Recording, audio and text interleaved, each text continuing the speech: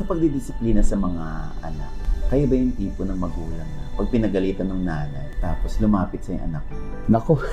Paano yun? Oo. Kasi may mga ganong magulang, Oo. nagiging halimaw yung isa. Ako yun. Pag kinomfort nung nagsumbong yung bata dun sa kabila. Kami, malinaw kami. Ang usapan namin ni Dong, si Dong kasing madalas wala at nagtatrabaho siya. Ako yung madalas nasa bahay. So ngayon lang hindi kasi syempre nag-movie kami and everything. So ako yung magsasabi sa mga bata ba pag may mali siyang ginawa, ako yung tutuwid ng pagkakamali nila. Pero may usapan kaming dalawa na kapag nagalit ako, kampi kaming dalawa. Hindi pwede nga, tatalak-talak ako, galit ako. Tapos siya, okay na yan. So sabi ko, parang walang kwenta yung pagdidisiplina ko kung kakampihan mo. So kasi Dong, malinaw siya na kapag, dad, ito yung ginawa, ito yung gagawin ko. Kampi kaming dalawa. So kahit lumapit sa kanya yung isa doon, dad, si mama. Ay, mama mo eh. Hindi natin pwedeng anin si mama mo. So ano So, kami? may ganun kami. United front kami parati.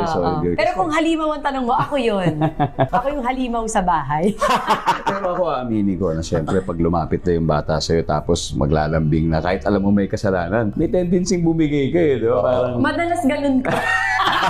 Pero siyempre kailangan matuto, di ba? Parang hindi mo pwedeng pagbigyan all the time. So kailangan talagang ma-experience na yung na may kasalanan sila. So, meron bang mga times na kanilang maingay sa kanila? Hindi pwede. Hindi pwede. Kasi parang sabi namin, kung ganun yung gagawin naming rules sa aming dalawa, paano siya matututo? So, ibig sabihin, every time nagagawa siya ng kasalanan, pag nilambing niya si daddy niya, okay na. Ayaw namin ng ganun kasi sa amin, pag mali-mali. Kasi na-explain namin sa kanya, example, with Zia, may nagawa siya example, explain namin sa kanya, anak, hindi pwede ganito. May mga times na, syempre, di mo maiwasan, may ulo mo, masisigawan mo, mapapagalitan mo. Pero at the end of the day, hindi kami natatakot, lalo na ako pag napapagalita ako, Nak, I'm really sorry, kanina nasigawan kita, alam ko mali si mama, kasi ganito nangyari. Ganito ka kasi. So, hindi I know, mama. Yun yung maganda sa anak ko eh. Parang hindi masyado nagtatanim ng sama.